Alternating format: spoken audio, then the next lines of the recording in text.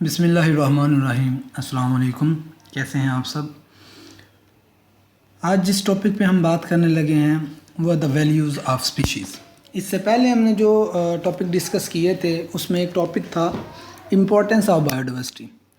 आज बात करनी है वैल्यूज़ ऑफ स्पीशीज़ में। ये दो वर्ड हैं, एक वर्ड इम्पोर्टेंस है और एक वर्ड वैल्यूज़ है।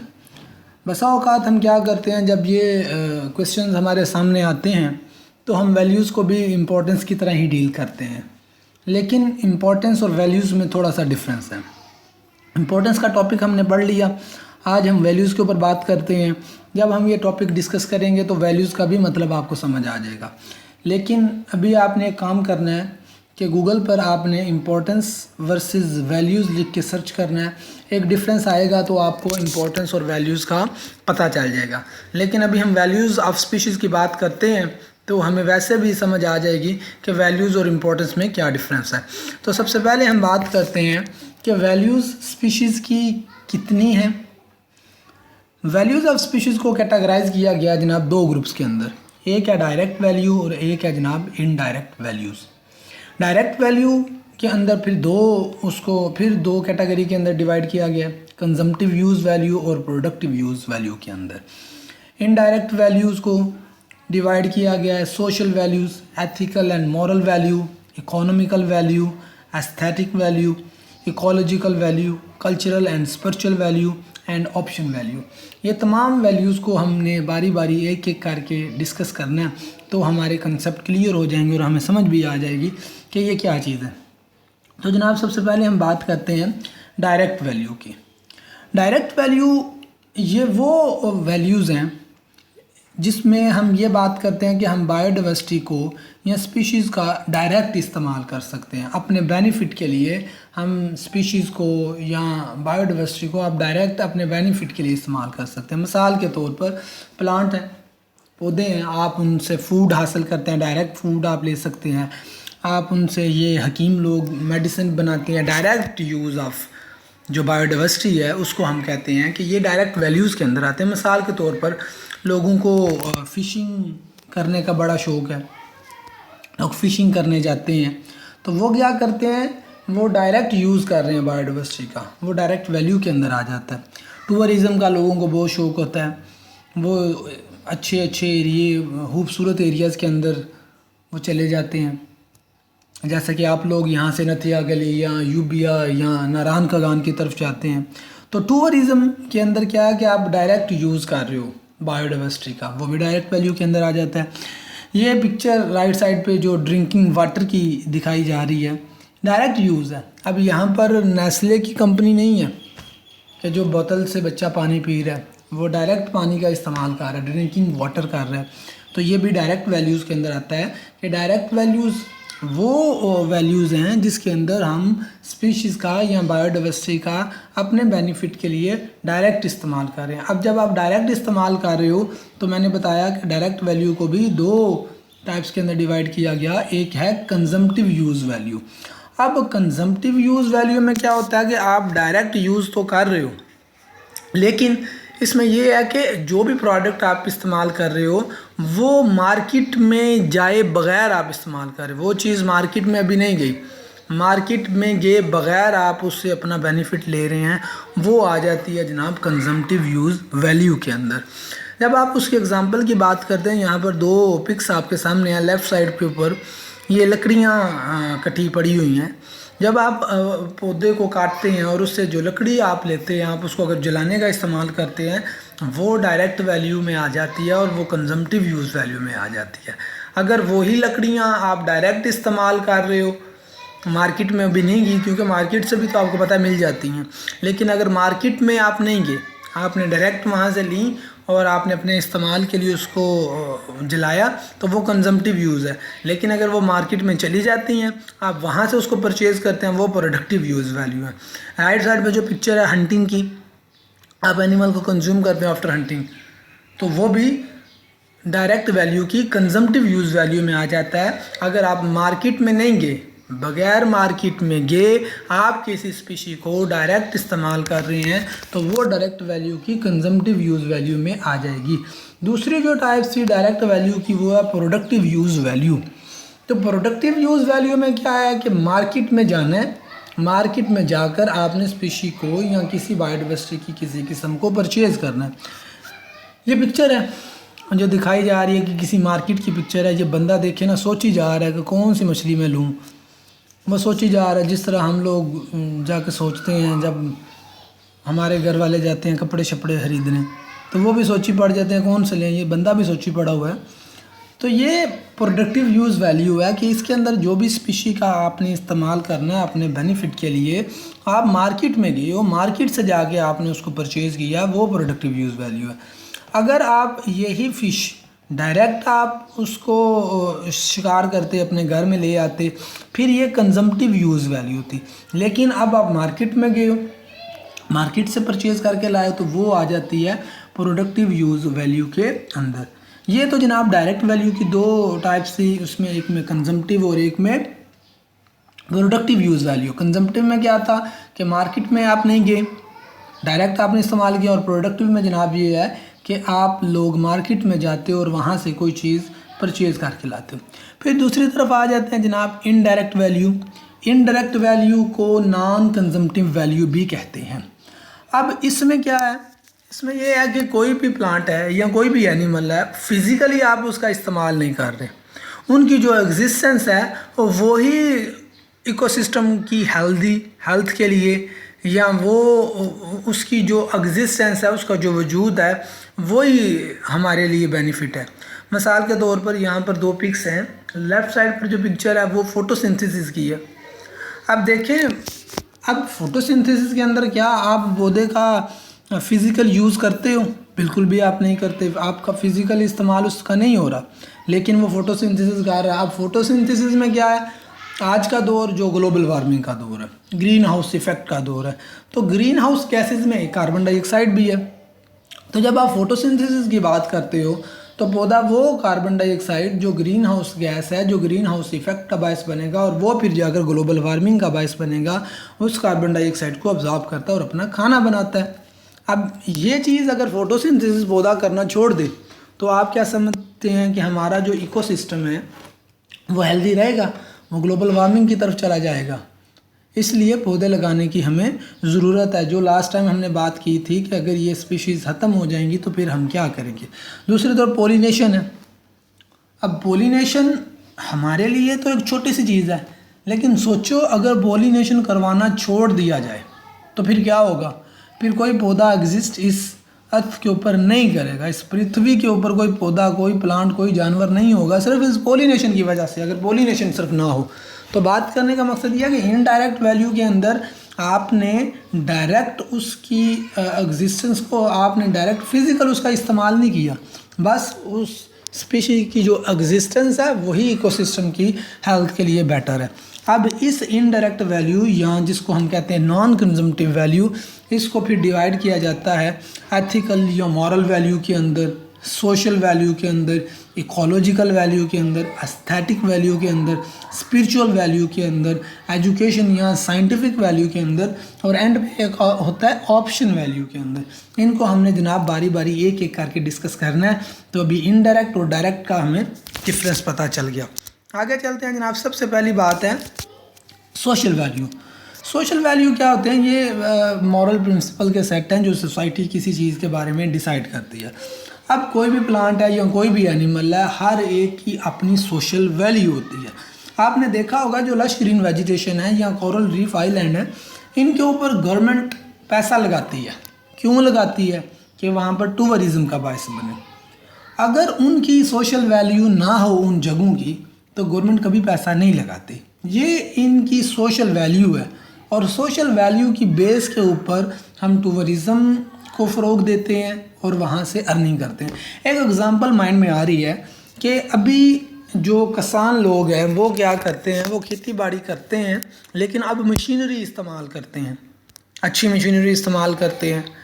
जैसा कि चावल की जब काश्त की जाती है, चावल लगाए जाते हैं, तो आपने देखा होगा कि वो चावल की जो फसल होती है, जब आपने चावल लगाने हैं तो ज़मीन के अंदर पानी छोड़ा होता है और वहाँ पर वो छोटे छोटे प्लांट लगा रहे होते हैं चावल के, तो वो बंदा थक जाता है। लेकिन आज के दौर में ऐसी ऐसी मशीनरी आ गई है कि वो पौधे खुद ही लगाए जाते हैं। अब वो जो पुराने ज़माने में खेती बाड़ी की जाती थी उसकी अपनी एक सोशल वैल्यू थी, और आज के ज़माने में जो खेती बाड़ी की जाती है उसकी वो सोशल वैल्यू नहीं है, क्योंकि जब मशीनरी का इस्तेमाल किया तो जो एम्प्लॉयमेंट है वो अनएम्प्लॉयमेंट में चेंज हुई। मशीनरी इंसान से ज़्यादा काम करती है तो लोगों को बेरोज़गारी का भी सामना करना पड़ता है। तो सोशल वैल्यू का ये मतलब है कि एक तरफ तो वो पुराने ज़माने की जो खेती बाड़ी थी वो लोगों को रोज़गार देती थी, लेकिन आज के दौर में मशीन आ गई है तो अनएम्प्लॉयमेंट है। तो जनाब ये थी थोड़ी सी सोशल वैल्यू। आगे हम बात करते हैं एथिकल या मॉरल वैल्यू की। एक बात तो तय है कि हर स्पीशीज़ का मॉरल राइट है इस पृथ्वी के ऊपर वो एग्जिस्ट करे। जैसे कि मैंने लास्ट एक आपको एग्जांपल दी थी कि जो अब हमारे छोटे बच्चे होते हैं, जब वो कछुआ देखते हैं ना, वो किसी नाली से निकल रहा है तो वो उसको पत्थर मारते हैं। वो ये नहीं सोचते कि ये भी इसी बस्ती का बाशिंदा है, हमने इसको कुछ नहीं कहना, ये भी यहीं के रहने वाले हैं। हर इंसान का अपना कल्चर है, अपना रिलीजन है, अपनी सोसाइटी है, और हर एक की अपनी एथिकल वैल्यू है। और कल्चरल, मॉरल और एथिकल वैल्यू जितनी भी होती हैं ये बायोडाइवर्सिटी की कंजर्वेशन के लिए इस्तेमाल होती हैं। जितने भी स्केर्ड ग्रूव होते हैं अराउंड किसी टेंपल के, वहाँ पर जनाब वालिया जीन बैंक के सोर्स होते हैं वाइल्ड प्लांट के। इसीलिए तो जितनी भी आप देख लो पुरानी जगह हैं वो हर स्टेट के अंदर मौजूद हैं, और वहाँ को उसको सेव भी किया जाता है कि जनाब ये एक तो टूरिज़म का भी बायस बन जाती हैं, और दूसरा वहाँ पर वाइल्ड प्लांट के लिए जीन पूल भी मौजूद है। उसके बाद हम आगे चलते हैं इकोनॉमिकल वैल्यू की तरफ। जनाब हम डिपेंड करते हैं बायोलॉजिकल प्रोडक्ट्स के ऊपर, क्योंकि वो हमारी सर्वाइवल का बायस बनते हैं। और ये जो बायोलॉजिकल प्रोडक्ट्स होती हैं ये स्पीशीज़ से मिलती हैं, हमें बायोडाइवर्सिटी से मिलती हैं। इसका मतलब ये हुआ कि जो स्पीशीज़ हैं उनकी इकोनॉमिकल वैल्यू होती हैं, क्योंकि उनसे हमें अर्निंग आती है। अब कौन कौन सी इकोनॉमिकल वैल्यू हैं, उनमें सबसे पहले फूड सप्लाईज की बात करते हैं। देखें जनाब, एग्रीकल्चर, आज इंसान अगर डिपेंड कर रहा है, आप हम खाते हैं तो क्या खाते हैं, हम पौधे और जानवर ही खाते हैं। तो एक तो इकोनॉमिकल वैल्यू ये है। दूसरी सोर्स ऑफ मेडिसिन है। नंबर ऑफ़ मेडिसिन प्लांट से और जानवरों से बनाई जाती हैं। जैसे कि क्विनीन के बारे में आपने पढ़ा हुआ है, वो सिनकोना जो ट्री है उसकी बार्क से मिलता है, और उसको मलेरिया का इस्तेमाल करने के लिए, मलेरिया का से बचने के लिए इस्तेमाल किया गया। डिजिटैलिस है जो फॉक्सग्लोव प्लांट से मिलता है, ये हार्ट डिजीज़ के अंदर इस्तेमाल होता है। मॉर्फिन है जो कि पॉपी प्लांट से मिलता है, ये दर्द को कम करने के लिए इस्तेमाल होता है। तो बात करने का मकसद ये है, चाहे फूड है चाहे मेडिसिन है, तो उसकी अपनी एक इकोनॉमिकल वैल्यू है कि जब आप उसको सेल करते हैं तो आपको क्या दुआएं मिलती हैं? नहीं जनाब, आपको पैसे मिलते हैं। तो तीसरी बात बायोडाइवर्सिटी की, ये इंडस्ट्रीज़ के अंदर रॉ मटेरियल का भी सोर्स है।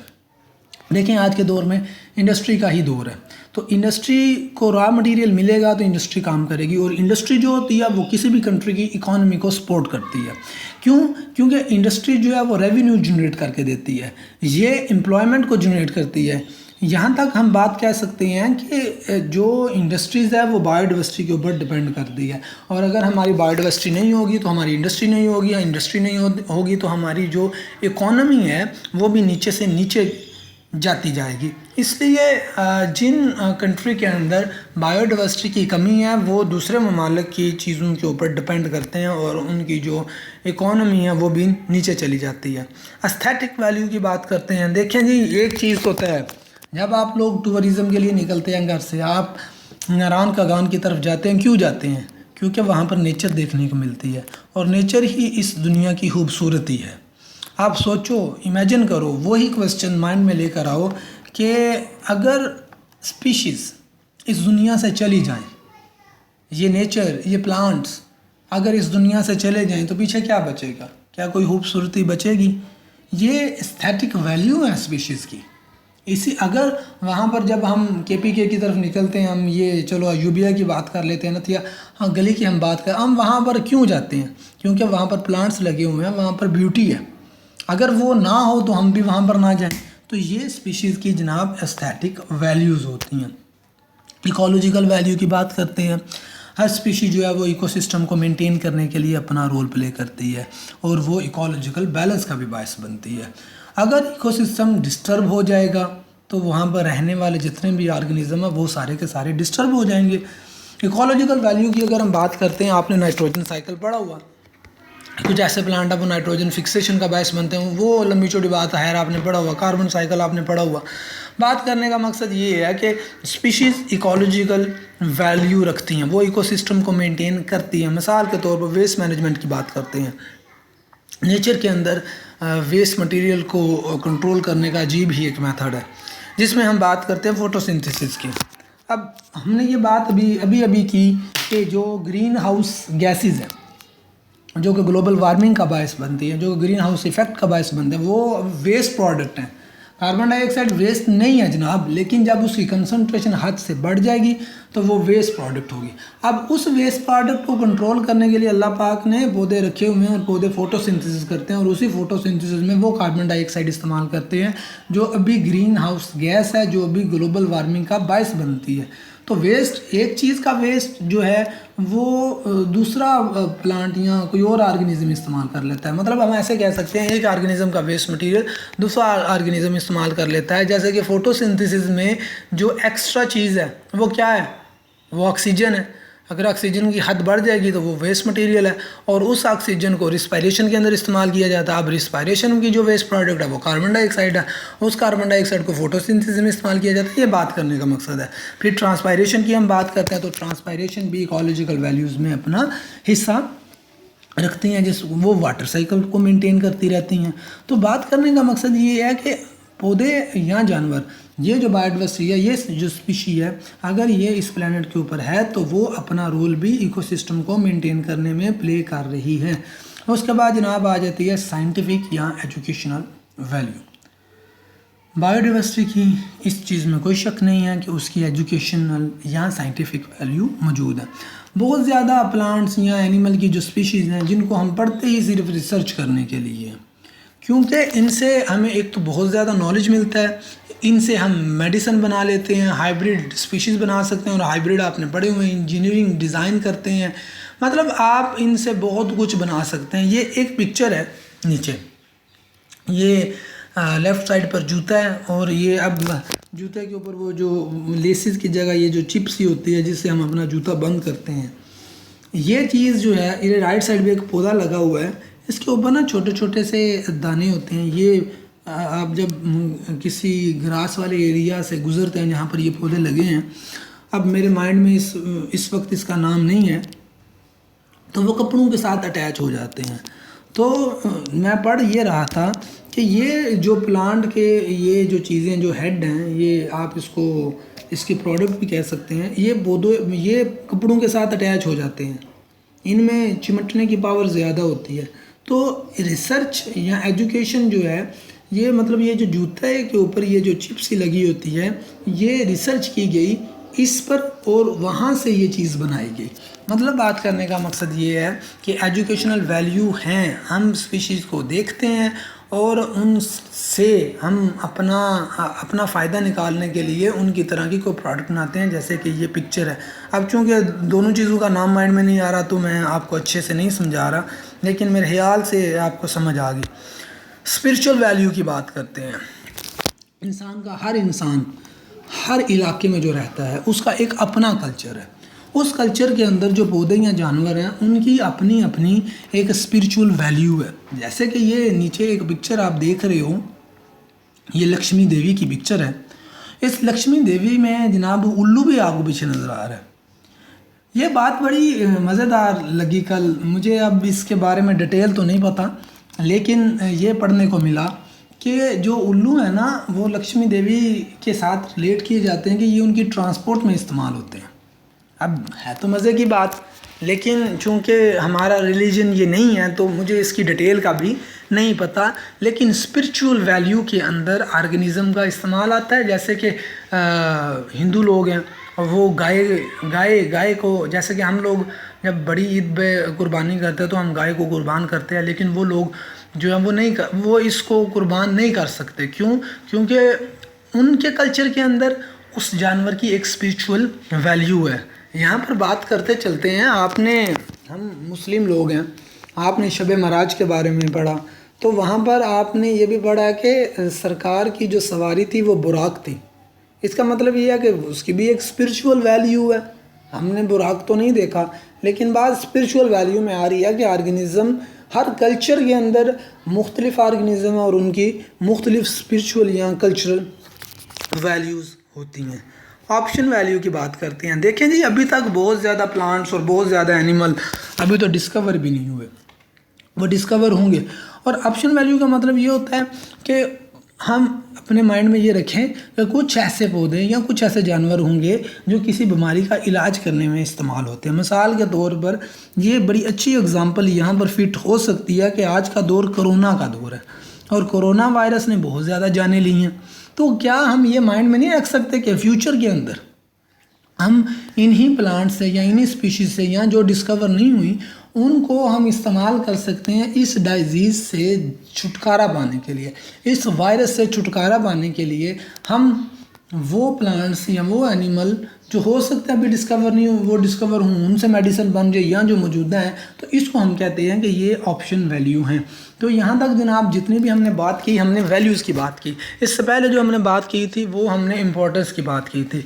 तो लेक्चर सुनने के बाद जो भी आपके माइंड में हो वो कल इंशाल्लाह जूम मीटिंग में हम डिस्कस करेंगे। सुनने के लिए आपका बहुत बहुत शुक्रिया। दुआओं में याद रखिएगा। अल्लाह हाफिज़।